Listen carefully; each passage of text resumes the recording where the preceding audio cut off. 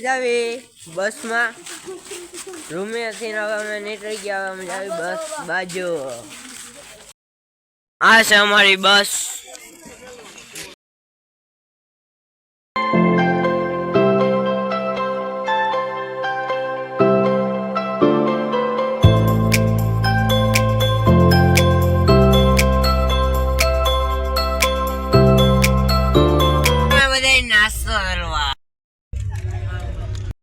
આવી ગયો હળદી રાટી. હું તમને બતાવીશ. યુદ્ધ થયું તું અહીંયા આવી ગયો હોઉં. રેડી ને? રેડી જોઈએ આપણે રાડ. શું કેવું? રેડી ભાઈ?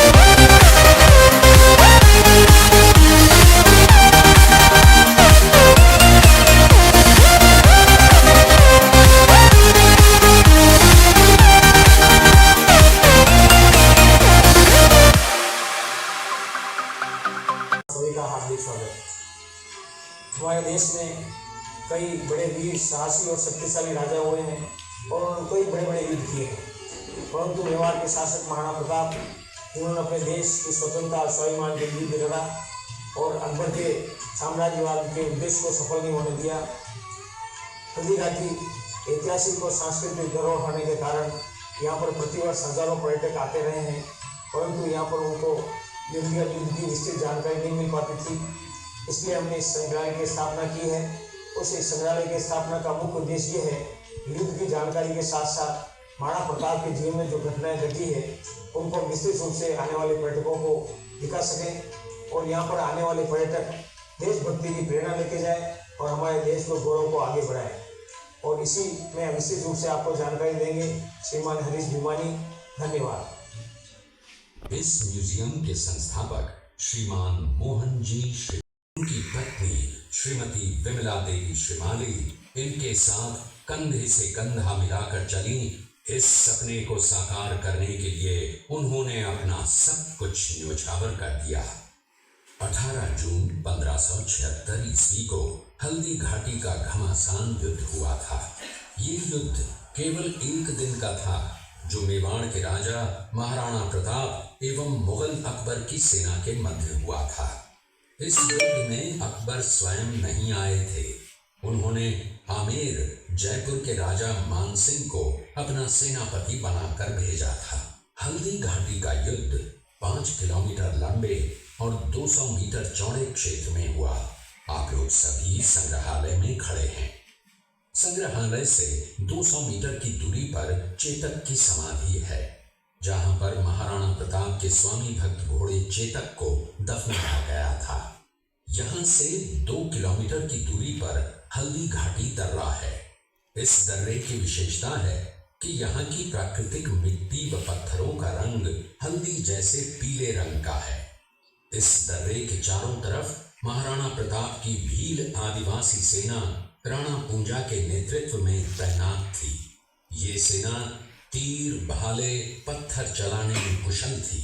यहाँ से 1 किलोमीटर की दूरी पर शाही बाग है, जिसमें मुगल सेना का पड़ाव था। मुगल सेना 18 जून 1576 ईस्वी को प्रातः सूर्योदय के साथ मेवाड़ की राजधानी गोगुंदा की तरफ आगे बढ़ने लगी, तो उन पर महाराणा प्रताप की सेनाओं ने आक्रमण किया और उनसे गोरिल्ला पद्धति से युद्ध किया। ये आक्रमण इतना तेज था कि जिससे मुगल सेना में भगदड़ मच गई। महाराणा प्रताप की सेनाओं ने मुगल सेना को यहाँ से 3 किलोमीटर दूर पीछे समतल क्षेत्र में, जहां अभी खमनोर गांव है, वहां तक खदेड़ दिया। इसी खमनोर गांव के पास बनास नदी के पास समतल मैदान में 7 घंटे का भयानक युद्ध हुआ। इस युद्ध में दोनों पक्षों से कुल 18,000 सैनिक मारे गए। जब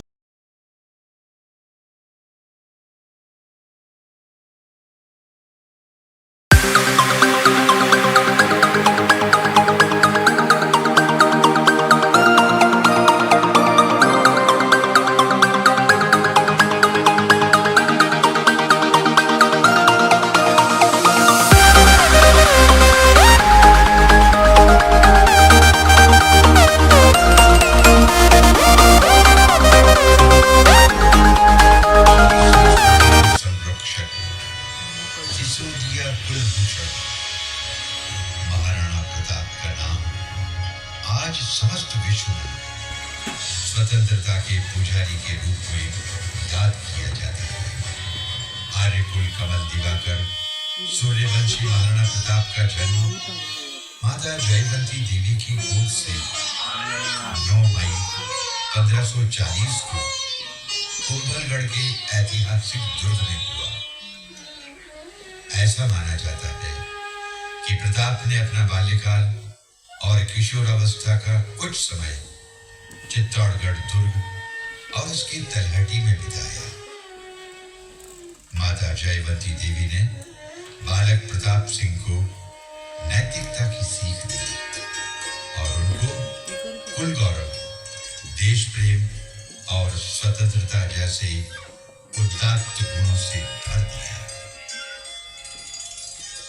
कुंवर प्रताप सिंह ने अपनी युवावस्था में ही 56 क्षेत्र मय वागड़ को जीतकर उदयपुर नगर को मेवाड़ की राजधानी बनाने जैसे निर्णय में अपनी राजनीतिक सूझबूझ का परिचय दिया। सन 1568 में जब अकबर ने चित्तौड़गढ़ पर आक्रमण किया, तब महाराणा उदय सिंह और कुंवर प्रताप सिंह को चित्तौड़गढ़ छोड़ना पड़ा। कुंवर प्रताप सिंह के किशोर मन पर चित्तौड़गढ़ में हुए जौहर और कत्ले आम का बहुत व्यापक और गहरा प्रभाव पड़ा। प्रताप के मन में आतताइयों के प्रति घृणा के भाव जागृत हो गए। महाराणा उदय सिंह के देवलोक गमन के बाद मेवाड़ के मंत्रियों और सरदारों ने कुंवर प्रताप सिंह की दूरदृष्टि, वीरता, देश प्रेम और साहस की योग्यता को ध्यान में रखते हुए उनको मेवाड़ की राजगद्दी पर महाराणा के रूप में सुशोभित कर दिया। होली के दिन गोगुंडा में महाराणा प्रताप का राज तिलक हुआ। उस समय मेवाड़ पर संकट के बादल मंडरा रहे थे। चित्तौड़गढ़ पर मुगलों का अधिकार हो गया था। मेवाड़ के जयमल और पत्ता जैसे बड़े शूरवीर योद्धा सरदार पहले ही लड़ाई में शहीद हो चुके थे। और तो उस समय देश के लगभग सभी राजाओं ने अकबर की अधीनता स्वीकार कर ली थी, परंतु महाराणा प्रताप ने विकट से विकट परिस्थितियों में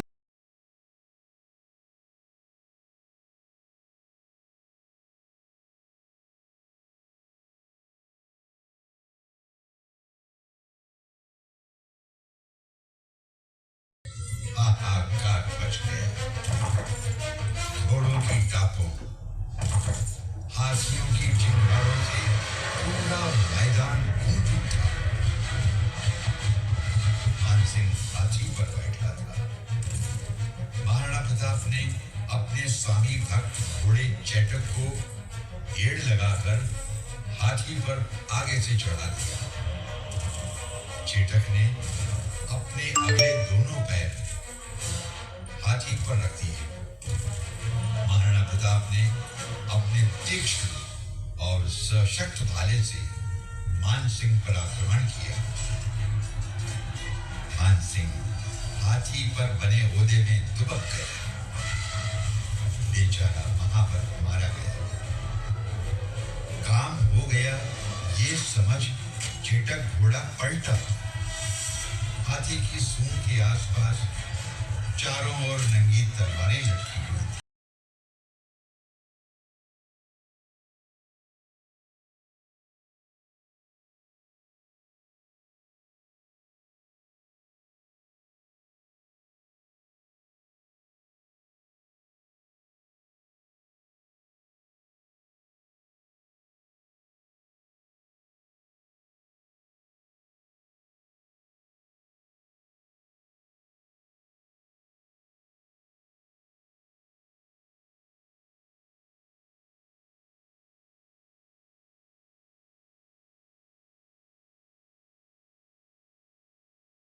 युद्ध के बाद महाराणा प्रताप अपनी प्रतिज्ञा का पालन करने के लिए वनवासी जीवन व्यतीत करने लगे।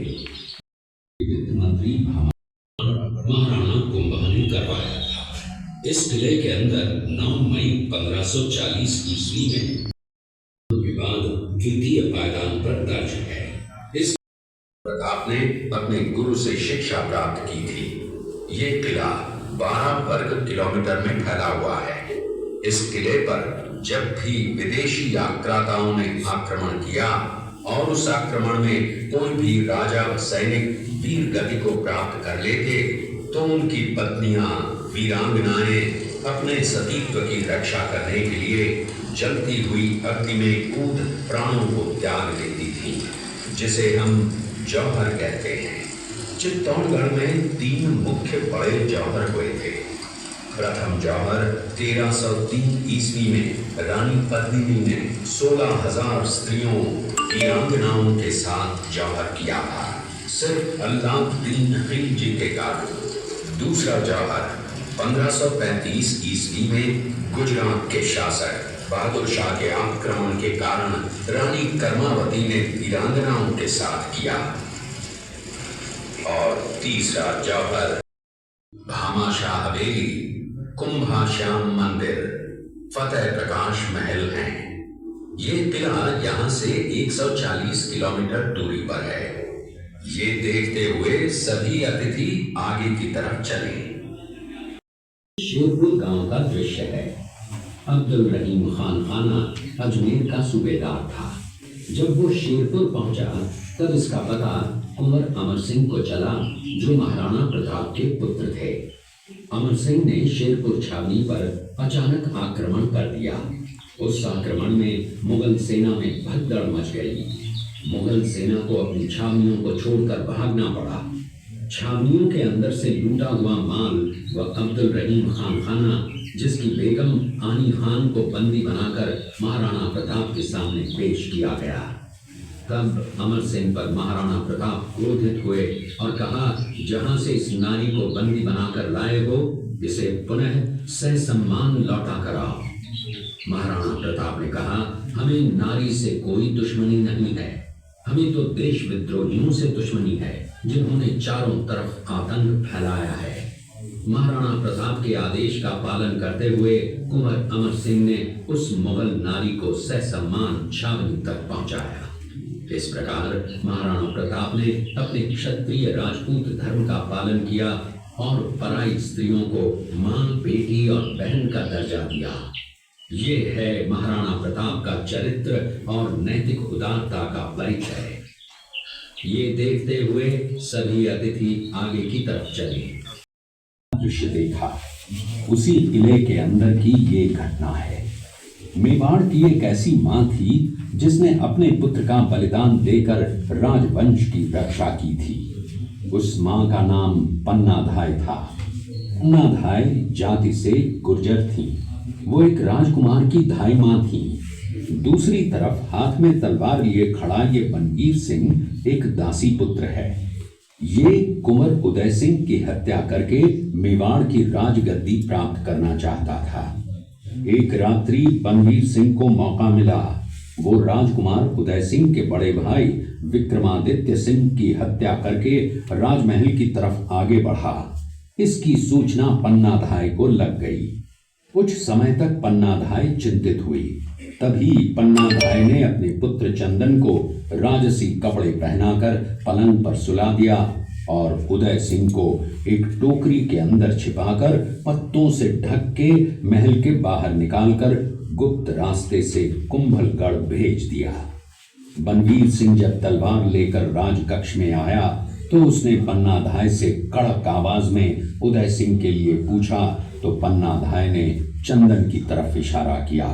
बनवीर ने चंदन को उदय सिंह समझकर चंदन की हत्या कर दी और ये समझने लगा कि मैंने राजकुंवर उदय सिंह को मार दिया।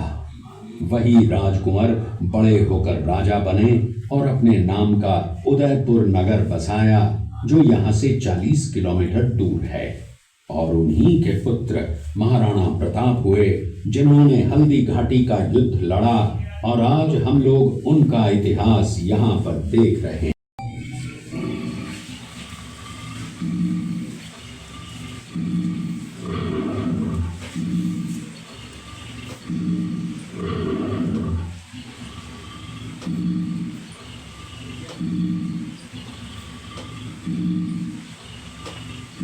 महाराणा प्रताप की वीरता को दर्शाती है। एक समय नरभक्षी बाघ का आतंक छाया हुआ था। महाराणा प्रताप ने उस बाघ का शिकार कर उस बाघ को मार डाला। ये घटना महाराणा प्रताप की वीरता की प्रतीक है। कृपया अब आप सब पीछे की प्रतिज्ञा का पालन करते हुए महाराणा प्रताप ने प्रतिज्ञा की थी कि जब तक अपनी मातृभूमि को शत्रुओं से मुक्त नहीं करा लेता तब तक न तो मैं महलों में रहूंगा, न किसी धातु के पात्र में भोजन करूंगा, न किसी गद्दी के बिछौने पर सोऊंगा। पत्ते ही भोजन के पात्र होंगे, जमीन ही बिछौना होगा। इस प्रतिज्ञा का पालन उन्होंने 21 वर्षों तक जंगलों में रहकर किया। इस दृश्य में देखिए महाराणा प्रताप वृक्ष के नीचे बैठकर पत्तों पर खाना खाते हुए। इसी कारण हम आज भी महाराणा प्रताप को श्रद्धा व सम्मान से याद करते हुए देशभक्ति की प्रेरणा प्राप्त करते हैं। ये देखते हुए सभी अतिथि आगे की तरफ चले। ये दृश्य महाराणा प्रताप और सुविख्यात स्वामी भक्त घोड़े चेतक के अंतिम मिलन का है। घाटी युद्ध के बाद चेतक घोड़े ने 22 फीट के एक बरसाती नाले को पार किया। ये उसी समय का दृश्य है। पास में खड़े महाराणा प्रताप के छोटे भाई शक्ति सिंह हैं, जो पहले मुगल सेना में थे। बाद में वो महाराणा प्रताप की तरफ आए, माफी मांगी और अपना घोड़ा महाराणा प्रताप को दिया। ये देखते हुए सभी अतिथि आगे की तरफ चले।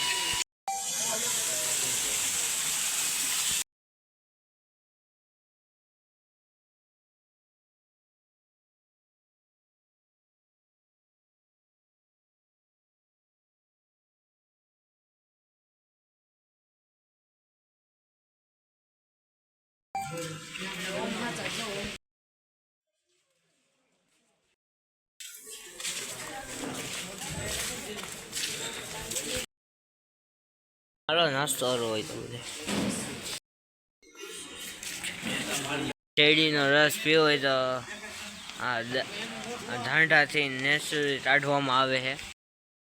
ઉપર આવી ગયા હું તમને બતાવું છે સડવી જિલ્લામાં જાવી આ બધે મારા બધે ભાઈબંધ છે બધે ઉપર આવી ગયા હું તમને બતાવું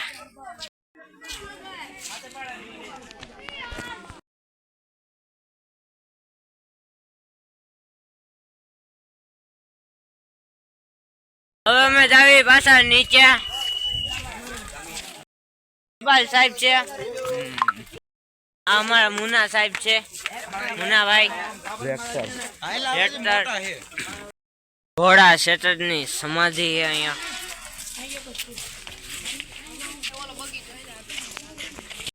મહાદેવના દર્શન કરી લ્યો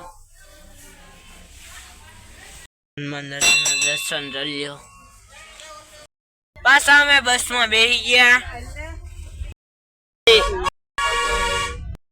હાલ છે હળદી ઘાટી હળદર જેવા પાંચા હે તો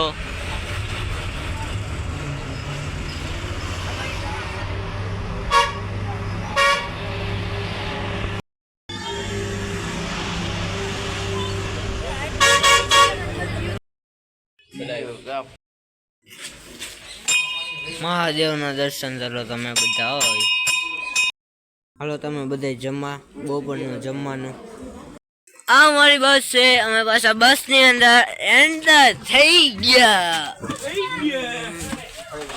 હાલો બસ ની અંદર એન્ટર થઈ ગયા પાછો સોફો આપણો હે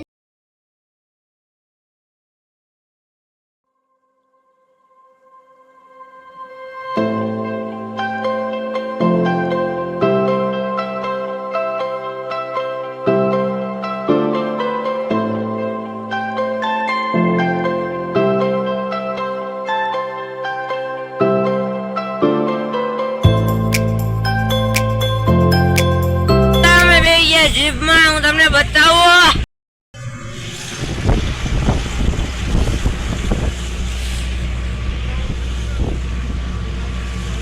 એ તો મને લોક મને કાઈ લાગે